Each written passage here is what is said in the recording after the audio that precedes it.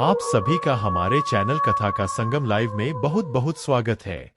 आज हम जंगल से निकलते हुए जा रहे हैं। जंगल की घनी छाव, लंबी लंबी पेड़ की शाखाओं से ढकी पगडंडियों से होकर गुजरना हमेशा से ही एक रोमांचक अनुभव होता है। लेकिन आज का दिन कुछ खास था। मैं अपने दोस्तों के साथ एक ट्रेकिंग ट्रिप पर निकला था और इस सफर के दौरान मुझे एक पुरानी भूतिया कहानी याद आ गई थी जिसे मेरी दादी ने मुझे सुनाई थी। शुरुआत दोपहर का वक्त था। सूरज की किरणें पेड़ों की पत्तियों से छन छन कर जमीन पर पड़ रही थीं। हम सब दोस्त अपनी अपनी पीठ पर बैग लादे मस्ती करते हुए आगे बढ़ रहे थे। अचानक रास्ते में एक पुराना टूटा फूटा बंगलो नजर आया।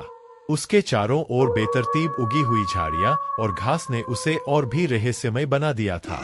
तभी मुझे याद आया कि मेरी दादी ने इसी जगह की एक डरावनी कहानी सुनाई थी। दादी की कहानी। मेरी दादी ने बताया था कि कई साल पहले इस बंगलो में एक अमीर व्यापारी अपनी पत्नी और छोटे बेटे के साथ रहता था। व्यापारी का नाम रघुनाथ था। वह अपने व्यापार के सिलसिले में अक्सर शहर से बाहर रहता था। उसकी पत्नी रमा बहुत ही सुंदर और सौम्य थी, लेकिन इस बंगलो के आसपास के लोग कहते थे कि रमा की सुंदरता के पीछे एक गहरा रहस्य छिपा था। रहस्य की शुरुआत।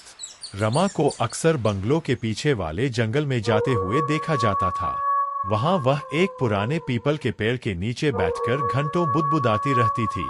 लोग कहते थे कि वह किसी अदृश्य शक्ति से बात करती थी, लेकिन किसी को भी सच्चाई का पता नहीं चल सका। एक रात जब रघुनाथ अपने व्यापार के सिलसिले में शहर से बाहर था, बंगलो में एक अजीब घटना घटी। आधी रात के वक्त रमा के कमरे से जोर जोर से चीखने की आवाजें आने लगी। उसकी चीखें सुनकर नौकर चाकर दौड़कर उसके कमरे की ओर भागे, लेकिन जब उन्होंने दरवाजा खोला तो उनके होश उड़ गए। रमा का शव जमीन पर पड़ा था और उसके चेहरे पर खौफनाक भय की झलक थी। भूत का प्रकोप। इस घटना के बाद से ही बंगलो में अजीब घटनाएं होने लगीं। रात में अजीब अजीब आवाजें आने लगीं। लोग कहते थे कि रमा की आत्मा उस बंगलो में भटक रही है। उस पीपल के पेड़ के नीचे अक्सर किसी के रोने की आवाजें आती थीं। कुछ लोगों ने यहाँ तक कहा कि उन्होंने रमा की परछाई को बंगलो के आसपास घूमते हुए देखा है। जंगल का सफर।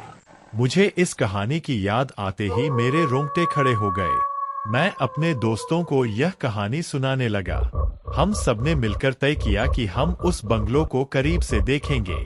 जैसे जैसे हम बंगलो के पास पहुंचे, वैसे वैसे माहौल और भी रहस्यमय होता गया। बंगलो के अंदर कदम रखते ही हमें ठंडी हवा का एक झोंका महसूस हुआ।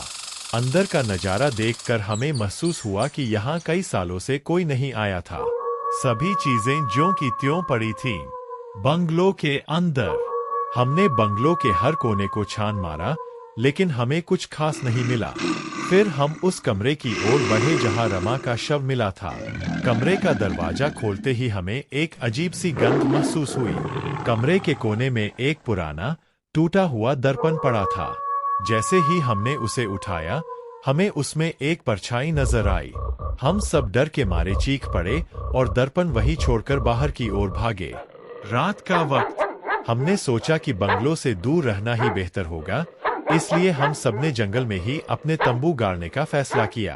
रात का वक्त था और चारों ओर सन्नाटा था। हम सब तंबू में बैठकर आग के इर्द गिर्द कहानी सुनाने लगे। तभी हमें दूर से किसी के रोने की आवाज सुनाई दी। हम सब सन्न रह गए। आवाज उसी पीपल के पेड़ की तरफ से आ रही थी जहां रमा अक्सर जाया करती थी। रहस्य की सुलझन। हम सबने हिम्मत जुटाकर उस पीपल के पेड़ की ओर बढ़ने का फैसला किया। जैसे जैसे हम पेड़ के पास पहुंचे, रोने की आवाज और तेज होती गई। पेड़ के पास पहुंचते ही हमें वहां एक पुरानी डायरी मिली। उस डायरी में रमा की लिखी हुई बातें थीं। उसने लिखा था कि वह एक पुराने श्राप के कारण पीड़ित थी। उसे हर पूर्णिमा की रात उस अदृश्य शक्ति के साथ समय बिताना पड़ता था जो उसे सताती थी। अंतिम घटना। डायरी पढ़कर हमें सारी सच्चाई का पता चला। रमा की आत्मा उसी श्राप के कारण इस दुनिया में भटक रही थी। हमने उसी पेड़ के नीचे उसकी आत्मा की शांति के लिए प्रार्थना की। तभी हमें एक हल्की सी रोशनी नजर आई और रोने की आवाज धीरे धीरे बंद हो गई। हमें महसूस हुआ कि रमा की आत्मा अब शांत हो चुकी थी। अगली सुबह हम सबने उस बंगलो को छोड़कर वापस अपने सफर की ओर बढ़ने का फैसला किया। इस घटना ने हमें एक अजीब सी सीख दी कि भूत प्रेत की कहानियां भले ही हमें डराती हो, लेकिन उनके पीछे छिपे रहस्यों को जानना भी महत्वपूर्ण होता है। यह घटना हमें जीवन भर याद रहेगी और हमें हमेशा याद दिलाएगी कि इस दुनिया में कुछ रहस्य ऐसे भी होते हैं जिन्हें जानना हमारे बस की बात नहीं होती।